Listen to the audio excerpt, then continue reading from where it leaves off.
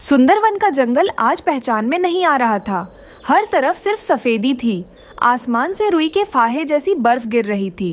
पेड़, पौधे और पहाड़ सब बर्फ की चादर ओढ़े हुए थे। यह सर्दी जंगल के पक्षियों के लिए एक बड़ी मुसीबत लेकर आई थी। ठंडी हवा हड्डियों को जमा देने वाली थी। उफ, टुन्नू जी, आज तो ठंड बहुत ज़्यादा बढ़ गई है। हमारी ये टहनियों वाला घोंसला इस बर्फीली हवा को रोक नहीं पा रहा है। हाँ रीमा, मुझे छुटकी की चिंता हो रही है। देखो, वो ठंड से कैसे सिकुड़ रही है। हमें कुछ करना होगा, वरना हम सब बीमार पड़ जाएंगे। मम्मा, मुझे बहुत ठंड लग रही है। क्या हम कहीं और नहीं जा सकते? डरो मत मेरी बच्ची, हम कुछ इंतज़ाम करते हैं। टुन्नू जी, चलिए जंगल में देखते हैं अगर कोई सुरक्षित जगह मिल जाए। रीमा और टुन्नू उड़ते हुए पिंकी और तोता के घर के पास पहुंचे। पिंकी का घर एक पुराने पेड़ के तने में बना था जो काफ़ी गर्म था। वे दोनों अंदर मज़े से अमरूद खा रहे थे। पिंकी बहन, तोता भाई, क्या आप सुन रहे हैं? अरे, इतनी बर्फ में कौन आ गया? देखो तोता, ये तो रीमा और उसका पति है। कहो भाई टुन्नू, क्या बात है? तुम लोग बाहर क्यों घूम रहे हो? तोता भाई, हमारा घोंसला टूट गया है और बर्फ अंदर आ रही है। हमारी बेटी छुटकी बहुत छोटी है। क्या हम आज रात के लिए आपके घर के कोने में रुक सकते हैं? क्या? नहीं नहीं, हमारा घर बहुत छोटा है। यहाँ हम दोनों ही मुश्किल से रह पाते हैं। तुम तीन लोग यहाँ कैसे आओगे? हमारे पास जगह नहीं है। हाँ भाई, तुम कहीं और देख लो। पिंकी को भीड़ पसंद नहीं है।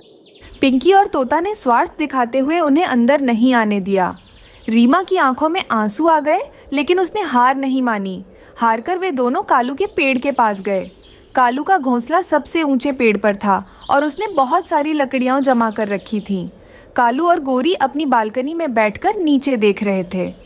देखो गोरी, वो बेचारी चिड़िया और उसका परिवार कैसे बर्फ में ठिठुर रहे हैं। मजा आ रहा है ना देखकर? सही कहा कालू जी, ये छोटे पक्षी किसी काम के नहीं होते। अब ये हमसे मदद मांगने आएंगे, देखना। कालू भाई, हमारी मदद करो। सिर्फ एक रात की बात है। मेरी बच्ची ठंड से मर जाएगी। ए टुन्नू, यहाँ से भाग जा। मैंने ये लकड़ियाँ अपनी मेहनत से जमा की हैं, तुम जैसे भिखारियों के लिए नहीं। जाओ यहाँ से, वरना चोंच मार मार कर भगा दूंगा। कालू, आज हम मुसीबत में हैं तो तुम हंस रहे हो। याद रखना, मौसम कभी भी बदल सकता है। चलो टुन्नू जी, यहाँ रुकने का कोई फ़ायदा नहीं। रीमा और टुन्नू निराश होकर एक झाड़ी के नीचे बैठ गए। तभी वहाँ उनका दोस्त कबूतर और उसकी पत्नी लूसी आ गए। उनके पास भी कोई बड़ा घर नहीं था, लेकिन उनका दिल बड़ा था। अरे रीमा बहन, तुम लोग यहाँ बाहर क्यों बैठे हो? ओह, नन्ही छुटकी तो बिल्कुल जम गई है। जल्दी आओ, हमारे पंखों के पास आ जाओ। धन्यवाद लूसी, लेकिन तुम्हारा घोंसला भी तो खुला है। ये बर्फ वहाँ भी आ रही होगी। तभी रीमा की नज़र गिरी हुई गीली बर्फ और मिट्टी पर पड़ी। उसे एक विचार आया। रुको, मुझे एक उपाय सूझा है। हम दूसरों से मदद मांगने के बजाय इस बर्फ को ही अपना घर बनाएंगे। बर्फ का घर? लेकिन रीमा, बर्फ तो ठंडी होती है। नहीं टुन्नू जी, अगर हम बर्फ की मोटी ईंटें बनाकर उसे गुफा जैसा बनाएं तो हवा अंदर नहीं आएगी और अंदर हम सूखी घास बिछा देंगे। इसे बर्फ का घोंसला कहते हैं। ये विचार तो बहुत अच्छा है। मैं और लूसी तुम्हारी मदद करेंगे। फिर क्या था, चारों दोस्तों ने मिलकर मेहनत शुरू की। उन्होंने बर्फ को इकट्ठा किया, उसे जमाया और एक मजबूत गोल गुंबद जैसा घोंसला बनाया। अंदर उन्होंने घोंसले भी बना लिए। देखते ही देखते एक सुंदर और गर्म बर्फ का घोंसला तैयार हो गया। रात होते होते मौसम और भी भयानक हो गया। बर्फीला तूफान अपनी पूरी ताकत से जंगल पर टूट पड़ा। हवा की रफ्तार इतनी तेज थी कि बड़े बड़े पेड़ हिलने लगे। तोता, बचाओ! हमारा पेड़ हिल रहा है। मुझे डर लग रहा है। अब तो हम लोगों को ये छोड़कर बाहर जाना होगा, वरना हम लोग इसमें दबकर मर जाएंगे। भागो पिंकी, भागो! तेज हवा के झोंके ने पिंकी का पेड़ टूटकर बिखर गया। दूसरी तरफ सबसे ऊंचे पेड़ पर होने के कारण कालू का घोंसला हवा के सीधे निशाने पर था। गोरी, हमारा घोंसला अब कभी भी टूट सकता है। अब हम लोग क्या करेंगे? कालू जी, पेड़ की डाल टूट रही है। भागो। कालू का पूरा घोंसला टूटकर नीचे बर्फ में गिर गया। उनका घमंड उनके घर के साथ ही चकनाचूर हो गया। वो सारे लोग एक पेड़ के नीचे आकर रोने लगे। जंगल में चीख पुकार मच गई। रीमा, टुन्नू, कबूतर और उनका परिवार अपने बर्फ के घोंसले में सुरक्षित और गर्म थे। तभी उन्हें बाहर से रोने की आवाज आई। टुन्नू जी, क्या आपने सुना? कोई रो रहा है। मुझे लगता है किसी को मदद की ज़रूरत है। बाहर तूफान है रीमा, जाना खतरनाक है। नहीं, हम किसी को मरने के लिए नहीं छोड़ सकते। रीमा और टुन्नू बाहर निकले। उन्होंने देखा कि पिंकी, तोता, कालू और गोरी ठंड से कांप रहे हैं। जल्दी आओ सब लोग, हमारे बर्फ के घोंसले में आ जाओ, वहाँ सुरक्षित है। रीमा, क्या तुम हमें जगह दोगी? मैंने तो तुम्हारा मजाक उड़ाया था। ये वक्त पुरानी बातें याद करने का नहीं है कालू भाई। जान बचाना सबसे ज़रूरी है। जल्दी करो। सभी पक्षी दौड़कर रीमा के बनाए उस अनोखे घर में घुस गए। अंदर का माहौल बाहर से बिल्कुल अलग था। शरीर की गर्मी और सूखी घास ने उस बर्फीले घर को बहुत आरामदायक बना दिया था। अगली सुबह जब सूरज निकला तो तूफान शांत हो चुका था। सुनहरी धूप बर्फ पर चमक रही थी। सभी पक्षी सुरक्षित थे। कालू और पिंकी भी अब सुधर चुके थे। रीमा बहन, मुझे माफ कर दो। मैंने स्वार्थ में आकर तुम्हें मना कर दिया था, लेकिन तुमने आज हमारी जान बचाई। और मैंने भी बहुत गलत किया। मुझे अपने ऊंचे घर और ताकत पर घमंड था, लेकिन आज मुझे समझ आ गया कि असली ताकत मदद और एकता में है, ऊंचे पेड़ में नहीं। तुम सच में महान हो रीमा। हाँ रीमा, तुम्हारा दिल इस बर्फ से भी ज्यादा साफ है। हुर्रे, अब हम सब दोस्त हैं। देखा दोस्तों, ये बर्फ का घोंसला सिर्फ बर्फ से नहीं बल्कि हमारे प्यार और एकता से भी बना है। बिल्कुल सही कहा। दुश्मन मौसम ने हमें एक कर दिया। रीमा की समझदारी और दयालुता ने न केवल तूफान को हराया बल्कि अपने दुश्मनों को भी दोस्त बना लिया। जंगल में अब सब मिलकर खुश थे। दूर एक घने जंगल में सर्दियों का मौसम अपने चरम पर था। आसमान से रुई के फाँव जैसी बर्फ गिर रही थी और ठंडी हवाएं किसी तीर की तरह चुभ रही थीं। इसी जंगल के एक पुराने सूखे पेड़ पर रीमा चिड़िया का एक छोटा और टूटा फूटा घोंसला था। रीमा अकेली नहीं थी, उसके पास उसकी दुनिया की सबसे कीमती चीज़ थी, उसका एक अंडा जिसमें उसका अजन्मा बच्चा पल रहा था। रीमा के पति अब इस दुनिया में नहीं थे, इसलिए सारी जिम्मेदारी अब रीमा के नन्हे कंधों पर थी। मेरे बच्चे, तुम डरो मत। जब तक मेरे शरीर में गर्माहट है, मैं तुम्हें इस जालिम ठंड का एहसास भी नहीं होने दूंगी। बस थोड़ा समय और, फिर तुम बाहर आ जाओगे। रीमा की हालत बहुत ख़राब थी। उसका घोंसला कई जगहों से टूट चुका था। ठंडी हवा के झोंके सीधे अंदर आ रहे थे। अचानक मौसम ने भयानक रूप ले लिया। एक बर्फीला तूफान जंगल की ओर बढ़ने लगा। हे ईश्वर, ये तूफान तो मेरे घर को उड़ा ले जाएगा। अगर घोंसला गिर गया तो मेरा अंडा टूट जाएगा। मुझे मदद चाहिए। मुझे अपने दोस्तों के पास जाना होगा। रीमा ने अपने अंडे को बड़ी सावधानी से एक सुरक्षित कोने में टिकाया और मदद की आस में उड़ चली। सबसे पहले वह अपने पुराने दोस्त कबूतर और उसकी पत्नी लूसी के पास पहुंची। उनका घोंसला एक घनी झाड़ी के अंदर था जो काफ़ी सुरक्षित था। कबूतर भाई, लूसी बहन, क्या तुम अंदर हो? कृपया मेरी मदद करो। मेरा घोंसला टूटने वाला है। मेरा अंडा खतरे में है। क्या मैं थोड़ी देर के लिए अपने अंडे के साथ यहाँ रुक सकती हूँ? अरे रीमा, तुम देख नहीं रही हो यहाँ कितनी जगह की कमी है? हम दोनों ही मुश्किल से समा पा रहे हैं और इस तूफान में हम कोई खतरा मोल नहीं लेना चाहते। हाँ रीमा, लूसी सही कह रही है। तुम कहीं और जाओ, हमारे पास तुम्हारे लिए कोई जगह नहीं है। रीमा की आंखों में आंसू आ गए, लेकिन उसके पास रोने का वक्त नहीं था। वह वहाँ से उड़ी और तोता और पिंकी के घर की तरफ गई। तोता और पिंकी एक पेड़ के अंदर रहते थे जो बहुत गर्म था। तोता भाई, पिंकी, मुझे थोड़ी सी जगह दे दो। मैं एक कोने में सिमट कर बैठ जाऊंगी। बस मेरे अंडे को बचा लो। बाहर बहुत बर्फ गिर रही है। रीमा, तुम यहाँ क्यों चली आई? तुम्हारे पंखों से ठंडी हवा अंदर आ रही है। जाओ यहाँ से, हमारी नींद खराब मत करो। हर साल तुम चिड़ियों का यही नाटक होता है। जाओ रीमा, कहीं और देखो, यहाँ भीड़ मत लगाओ। रीमा का दिल टूट गया। जिन दोस्तों के साथ उसने गर्मियों में गाने गाए थे, आज वे उसे पहचानने से भी इनकार कर रहे थे। भूख और ठंड से उसका शरीर सुन्न पड़ रहा था। उसके पास खाने के नाम पर उसे रास्ते में एक भुट्टा मिला था, जो उसने अपने लिए बचा रखा था ताकि शरीर में थोड़ी ताकत रहे। तभी उसकी मुलाकात उसके पुराने दुश्मनों से हुई, कालू और उसकी पत्नी गोरी। कालू भाई, गोरी बहन, मैं जानती हूँ हमारी ज़्यादा बनती नहीं है, लेकिन आज मैं एक माँ के तौर पर भीख मांग रही हूँ। मेरा घर टूट गया है, क्या तुम मेरी मदद कर सकते हो? देखो गौरी, जंगल की रानी रीमा आज भीख मांग रही है। मदद? हम और मदद? मदद तो हम तब करेंगे जब तुम हमें कुछ दोगी। अरे तुम्हारे पास तो खाना है, लाओ ये हमें दे दो। इससे पहले कि रीमा कुछ समझ पाती, कालू ने झपट्टा मारा और रीमा की वो आखिरी अनाज का दाना भी छीन लिया। चलो भागो यहाँ से, ये दाना अब हमारा है। तुम और तुम्हारा अंडा तो वैसे भी इस ठंड में नहीं बचोगे, तो खाना बर्बाद क्यों करना?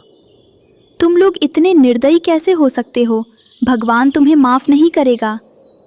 रीमा अब पूरी तरह हताश होकर वापस अपने टूटे घोंसले की तरफ उड़ती है, लेकिन घोंसला हवा में उड़ चुका था। अंडा बर्फ में पड़ा था। नहीं मेरे बच्चे, मैं तुझे कुछ भी नहीं होने दूंगी। रीमा ने झपट कर अपने अंडे को पंजों में उठाया। अब जंगल में उसका कोई नहीं था। उसे याद आया कि जंगल के किनारे एक किसान का घर है। उसने सुना था कि इंसान कभी कभी दयालु होते हैं। बस थोड़ा और। हे ईश्वर, मेरे बच्चे की रक्षा करना। मरता क्या न करता, रीमा ने अपनी आखिरी सांसों को समेटा और उस घर की ओर उड़ान भरी। बर्फ की आंधी उसे पीछे धकेल रही थी, लेकिन एक माँ की ममता उसे आगे खींच रही थी। घर के दरवाजे तक पहुँचते पहुँचते रीमा की आंखों के आगे अंधेरा छा गया। वह और उसका अंडा दोनों दरवाजे के पास गिरी हुई बर्फ पर गिर पड़े और रीमा बेहोश हो गई। कुछ ही देर बाद घर का दरवाज़ा खुला। किसान की पत्नी राधा बाहर कुछ लकड़ी लेने आई थी। उसकी नज़र ज़मीन पर पड़ी नन्ही चिड़िया और उसके अंडे पर पड़ी। अरे ये नन्ही जान इतनी ठंड में बेचारी जम गई है, और ये क्या, एक अंडा भी है। राधा ने तुरंत रीमा और अंडे को अपनी हथेलियों में उठाया और घर के अंदर ले गई। घर के अंदर अंगीठी जल रही थी और रीमा को अंगीठी के पास रखा। अंडे को भी गर्माहट मिली। रीमा ने घबरा कर इधर उधर देखा। उसने पाया कि उसका अंडा सुरक्षित है और वो एक गर्म कमरे में है। मैं कहाँ हूँ? मेरा अंडा। तभी राधा वहाँ पर आती है। डरो मत नन्ही चिड़िया, तुम सुरक्षित हो। धन्यवाद, आपका बहुत बहुत धन्यवाद। जंगल के जानवरों ने मुझे ठुकरा दिया, लेकिन आपने मुझे नई जिंदगी दी। वक्त का पहिया घूमा। किसान के घर की गर्माहट और प्यार ने जादू सा काम किया। वो अंडा जिसे रीमा ने अपनी जान पर खेलकर बचाया था, एक दिन टूट गया और उसमें से एक नन्ही प्यारी सी चिड़िया बाहर आई। रीमा ने उसका नाम रखा छुटकी। छुटकी अपनी माँ रीमा की तरह ही सुंदर थी, लेकिन वो बहुत चंचल थी। अब बाहर वसंत आ चुका था। बर्फ पिघल गई थी और हर जगह फूल खिल रहे थे। माँ, देखो मैं कितना ऊंचा उड़ सकती हूँ। और ये घर, ये बगीचा कितना सुंदर है। हम जंगल वापस क्यों नहीं जाते? बेटी, यह घर हमारे लिए मंदिर जैसा है। जब दुनिया ने हमसे मुंह मोड़ लिया था, तब यहाँ हमें पनाह मिली थी। रीमा और छुटकी अब अक्सर जंगल की सैर पर जाते, लेकिन शाम को किसान के घर के पास बने नए और मजबूत घोंसले में लौट आते। एक दिन जब वे जंगल में दाना चुग रहे थे, उन्होंने देखा कि कालू, गोरी, कबूतर और लूसी की हालत बहुत खराब है। पिछली तूफानी रात ने उनके घरों को तबाह कर दिया था और वे भोजन के लिए तरस रहे थे। अरे वो देखो, वो रीमा है और उसके साथ उसकी बेटी भी है। वे कितने स्वस्थ और खुश लग रहे हैं। हाँ, और हम यहाँ दाने दाने को मोहताज हैं। हमने बहुत बड़ी गलती की थी। रीमा ने उन लोगों से बदला नहीं लिया, न ही उन्हें कुछ बुरा भला कहा। उसने बस अपनी बेटी को पंखों के नीचे लिया और गर्व से आकाश में उड़ गई। माँ, वो लोग हमें ऐसे क्यों देख रहे हैं? क्या ये आपके दोस्त हैं? ये वो लोग हैं जिन्होंने मुझे सिखाया कि असली दोस्त मुसीबत में ही पहचाने जाते हैं। चलो छुटकी, हमें घर चलना चाहिए। राधा काकी ने हमारे लिए पानी रखा होगा। कालू, गोरी और बाकी सब शर्मिंदगी से सिर झुकाए खड़े रहे। उन्हें समझ आ गया था कि कुदरत सबका हिसाब करती है। माँ, मैं बड़ी होकर आपकी तरह बनूंगी, बहादुर और दयालु। मेरी प्यारी छुटकी, हमेशा याद रखना, मुसीबतें आती हैं लेकिन प्यार और हिम्मत से हम हर तूफान जीत सकते हैं। और इस तरह रीमा और छुटकी ने किसान के परिवार के साथ अपनी खुशहाल दुनिया बसा ली। जंगल की उस भयानक बर्फीली रात ने उनसे उनका पुराना घर छीना था, लेकिन बदले में उन्हें एक सुरक्षित भविष्य और एक माँ बेटी का अटूट रिश्ता दिया था। बुराई का बदला बुराई से नहीं, बल्कि अपनी तरक्की और खुशी से देना चाहिए। छुटकी और कुक्कू दोनों अपने नानों के पास रहते थे, क्योंकि उनके माता पिता को एक दुष्ट शिकारी ने मार दिया था। उनके नानों के पास एक गाय थी, नानो चिड़िया। जंगल के पक्षियों को दूध बेचकर किसी तरह दोनों बच्चों को पाल रही थी। उस जंगल में ठंड काफ़ी बढ़ रही थी। एक दिन नानो अपने दोनों बच्चों के साथ घर पर बैठी हुई थी, तभी उनके घर कलुआ कौवा आता है। रीमा, टुन्नू कहाँ है और तुम कौन हो रीमा? और उसके पति टुन्नू को बाहर बुलाओ, मुझे उनसे बात करनी है। क्या बात है कलवे बेटा, आपको मेरी बेटी और जमाई से क्यों मिलना है? कुछ दिन पहले एक दुष्ट शिकारी ने उन दोनों को मार दिया। मैं रीमा की माँ हूँ, कहिए आपको क्या काम है? अरे यों बुढ़िया, ये जो तू आराम से घर में रह रही है, ये मेरा घर है, तेरी बेटी। रीमा ने 3 महीनों से ये घर का किराया मुझे नहीं दिया। मैं तुझे और 1 महीने का वक्त देता हूँ, तुम जल्द से जल्द 4 महीनों का किराया चुका दो, वरना तुम तीनों को इस घर से बाहर निकालकर तुम्हारी गाय को मेरे साथ ले जाऊंगा। कलवे बेटा, मैं तो सोच रही थी कि ये घर मेरी बेटी का है। मुझे नहीं पता था कि मेरी बेटी इस किराए के घर में रह रही थी। मैं अब बहुत बूढ़ी हो चुकी हूँ। अगर आप घर से बाहर निकाल दोगे तो दोनों बच्चों के साथ कहाँ जाऊंगी? ये बात तुम्हारी बेटी ने तुम्हें नहीं बताया, तो इसमें मैं क्या करूं? आज मैंने तुम्हें बता दिया। तुम जल्द से जल्द 1 महीने में पैसों का व्यवस्था कर लो, वरना तुम सबको बाहर निकाल दूंगा। अब मैं जा रहा हूँ, 1 महीने के बाद फिर से वापस लौटूंगा। धीरे धीरे 1 महीना बीत जाता है। चुटकी की नानो 4 महीनों का किराया जमा नहीं कर पाती है। कलुआ वहाँ आकर उन तीनों को घर से बाहर निकाल देता है और घर को बड़ा सा ताला लगा देता है। कलवे बेटा, मुझे घर से बाहर मत निकालिए। मैं छोटे छोटे बच्चों को लेकर कहाँ जाऊंगी? जहाँ भी जाओ, इससे मेरा क्या मतलब? अगर किराया देना है तो रहो, वरना निकलो, भागो यहाँ से। कलवे अंकल, हमें आपके घर में रहने दीजिए। देखो ना, बाहर कितनी ठंड है। मेरा छोटा भाई ठंड से कांप रहा है। कलुआ कौवा उनकी एक नहीं सुनता। वो घर को ताला लगाकर उनकी गाय को भी वहाँ से अपने साथ ले जाता है। नानो नानो, अब हम इतनी ठंड में कहाँ रहेंगे? देखो ना, कुक्कू ठंड से कांप रहा है।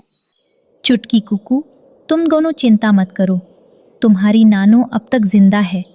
चलो हम कहीं और चलते हैं और रहने की जगह ढूंढते हैं। फिर वो बच्चों को लेकर रहने की जगह ढूंढने लगती है। तभी उनको एक टूटा हुआ घर दिखाई देता है। अरे, इस घर को तो किसी पक्षी ने पूरा बनाया ही नहीं। ये तो कई जगह से टूटा हुआ भी है। हम सब यहाँ नहीं रह सकते चुटकी। इस टूटे हुए घर में हम सबको बहुत ठंड लगेगी। चलो हम सब कहीं और चलते हैं। नहीं नानू, अब हम कहीं नहीं जाएंगे। हम इसी घर में रहेंगे। हमारे घर के पास हमारी गाय का ढेर सारा गोबर पड़ा है। हम उस गोबर से ही इस घर की मरम्मत करेंगे। जब हम गोबर से घर को पूरी तरह से ढक देंगे तो ठंडी हवा घर के अंदर नहीं आएगी। अरे वाह चुटकी, तुम सही कह रही हो। तुम दोनों जाकर गोबर इकट्ठा करके मेरे पास लाओ। मैं गोबर से पूरा घर ढक दूंगी। कुक्कू और छुटकी ढेर सारा गोबर इकट्ठा करते हैं।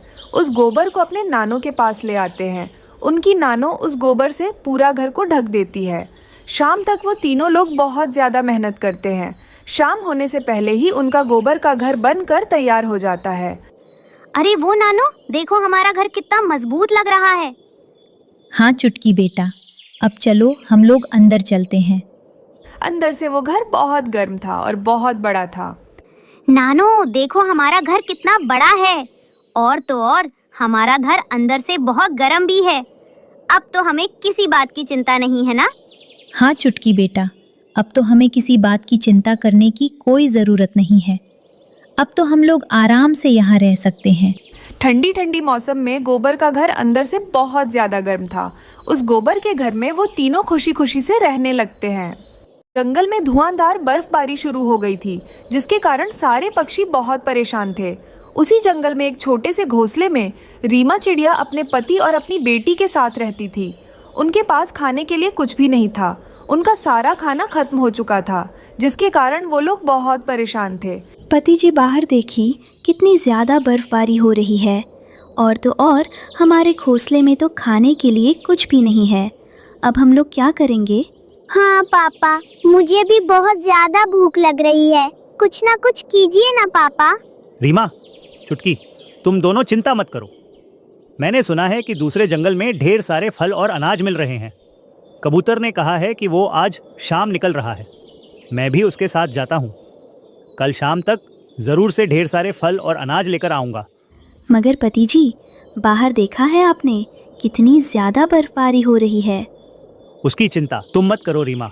मुझे तेज़ उड़ना बहुत अच्छे से आता है। मैं किसी तरह कबूतर के साथ जाकर जल्द से जल्द वापस आ जाऊँगा।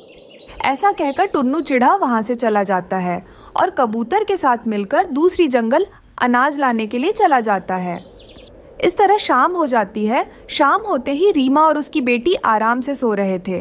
वहीं दूसरी तरफ कलुआ और गोरी ठंड से कांप रहे थे। उनके पास कोई भी मजबूत घर नहीं था। अचानक बर्फबारी होने के कारण वो लोग उनके छोटे से घोंसले में बैठकर ठंड से कांप रहे थे। अरे कलुए जी, मैंने कितने बार बोला है कि समय रहते ही मजबूत घर बना लो, लेकिन तुम मेरे एक भी नहीं सुनते। हमेशा घूमते रहते हो। अब देखो हम लोग कैसे बर्फ में भीग रहे हैं। बाकी सब पक्षी अपने अपने घोंसले में आराम से सो रहे हैं। इस बर्फ में भी कर मुझे बीमार नहीं पड़ना। चलिए किसी पक्षी से जाकर मदद मांगते हैं। मगर कोई भी पक्षी हमारी मदद क्यों करेगा? वो रीमा है ना, चलिए उसके घोंसले पर चलते हैं। मैं नहीं जाऊंगा उस टुन्नू के घर। पिछले बार ही मैंने उसके पास से खाना छीन लिया है। वो तो मुझे उसके घोंसले में आने नहीं देगा। तुम जाओ, मैं नहीं आऊंगा। अरे कल्लुए जी, आप तो बेकार में ही डर रहे हो। मैंने देखा है उसका पति कहीं बाहर गया हुआ है। अरे वाह, तो चलो जाकर उस चिड़िया का घर कब्जा करते हैं। चिड़िया का घोंसला भी इतना मजबूत नहीं था। हवा के कारण वो कभी भी टूट सकता था। वो दो कौवे चिड़िया के घोंसले के पास जाते हैं। अरे गोरी, देखती रहोगी भी, बुलाओगी भी? कलुए, ये काम तुम भी कर सकते हो क्या? तुम मेरी शक्ल देखने के लिए आए हो। देखो गोरी, तुम बुलाना है तो बुलाओ, वरना मैं जा रहा हूँ। हाँ हाँ, ठीक है, रुको, मैं अभी चिड़िया को बुलाती हूँ। चिड़िया बहन, जल्दी से उठो, हम लोगों को भी अंदर आने दो। चिड़िया बहन, अरे बाप रे, ये चिड़िया तो उठ ही नहीं रही है। कितना सो रही है चिड़िया बहन, उठो। क्या बात है गोरी बहन, तुम इतनी रात यहाँ पर क्या कर रही हो? अरे चिड़िया, हमारा घोंसला टूट चुका है। बस आज एक रात के लिए हम लोगों को अंदर आने दो। रीमा उन लोगों को अंदर आने देती है। वो लोग जैसे ही अंदर आते हैं, आते ही सो जाते हैं और रात पूरा खर्राटे मारने लगते हैं, जिसके कारण रीमा और उसकी बेटी नहीं सो पाते हैं। ऐसे ही सुबह हो जाती है। रीमा बहन, हमारे लिए कुछ खाने के लिए ला दो ना। खाने के बाद हम जरूर तुम्हारा घोंसला छोड़कर अपना घर बनाने के लिए चले जाएंगे। हाँ माँ, मुझे भी बहुत ज्यादा भूख लग रही है। कलुवे भैया, आप बाहर जाकर कुछ लाइए ना खाने के लिए। मुझे माफ करना रीमा बहन, रात में ठंड में उड़ने के कारण मेरे पंख जम चुके हैं। मैं अब बाहर नहीं जा सकता। ये सुनकर रीमा चिड़िया खाना लाने के लिए बाहर चली जाती है। अरे चुटकी बेटा, तुम्हारी माँ इतनी ठंड में बाहर गई है। तुम भी बाहर जाकर तुम्हारी माँ का इंतजार करो ना। तुम क्यों आराम से घोंसले में बैठी हुई हो? मगर माँ ने कहा है कि बाहर मत जाओ, बाहर तो बहुत ज्यादा ठंड हो रही है ना। अरे चुटकी बेटा, बाहर तो देखो, बर्फबारी थोड़ी सी कम हो गई है। तुम अब बाहर जाकर अपनी माँ का अच्छे से इंतजार कर सकती हो। जैसे ही चुटकी बाहर आती है, वो लोग घोंसले को बंद कर देते हैं। औरतों और घोंसले में आराम से लेट जाते हैं। तभी कुछ देर बाद रीमा चिड़िया कुछ अनाज लेकर वहाँ पर आती है और अपनी बेटी को बाहर देकर बहुत गुस्सा हो जाती है। फिर चुटकी चिड़िया सारी बात अपनी माँ को बताने लगती है। रुको, मैं उन कौवों की अभी खबर लेती हूँ। गोरी बहन, दरवाज़ा खोलिए, हम लोगों को भी अंदर आने दीजिए। चिड़िया, छोटी चिड़िया, आज से ये घोंसला हमारा हो चुका है। तुम यहाँ से चले जाओ, अपने लिए दूसरा घर ढूंढ लेना। हाँ, और अंदर घुसने की कोशिश भी मत करना, मार मार के मोर बना दूंगा। यह सुनकर रीमा बहुत डर जाती है और अपनी बेटी को लेकर अपने लिए एक सुरक्षित स्थान ढूंढने लगती है। तभी उस रास्ते में एक बड़ा सा कद्दू दिखाई देता है। वो लोग उस कद्दू के पास जाते हैं। अरे वाह माँ, कितना बड़ा, कितना मजबूत लग रहा है। क्यों ना हम लोग इसे खोखला करके आराम से रह सकते हैं। हाँ चुटकी बेटा, मैं भी यही सोच रही हूँ। ऐसा कहकर रीमा चिड़िया अपने चोंच से उस कद्दू को खोखला करने लगती है। काफ़ी देर कोशिश करने के बाद उस कद्दू को खोखला कर देती है। चुटकी बेटी तुम यहीं रुको, मैं अभी जाकर कुछ घास लेकर आती हूँ। रीमा चिड़िया जंगल जाकर घास लेकर आती है और अपने लिए, अपने पति के लिए 2 छोटे से घोंसले बना देती है और आराम से बैठकर अपने पति का इंतज़ार करने लगती है। कुछ देर बाद टुन्नू चिढ़ा अनाज और ढेर सारे फल लेकर वापस अपना जंगल आ जाता है और सीधा अपने घोंसले पर जाता है। ये कौवे यहाँ क्या कर रहे हैं? रीमा, चुटकी कहाँ गए हैं? मैं अभी जाकर उन लोगों को ढूंढता हूँ। ऐसा कहकर टुन्नू चिड़ा रीमा और छुटकी को ढूंढने लगता है और वो सीधा उसे बड़े से कद्दू के पास आ जाता है, आकर पुकारने लगता है। रीमा, चुटकी, क्या तुम यहाँ पर हो? टुन्नू जी, आप बाहर क्या कर रहे हो? अंदर आओ।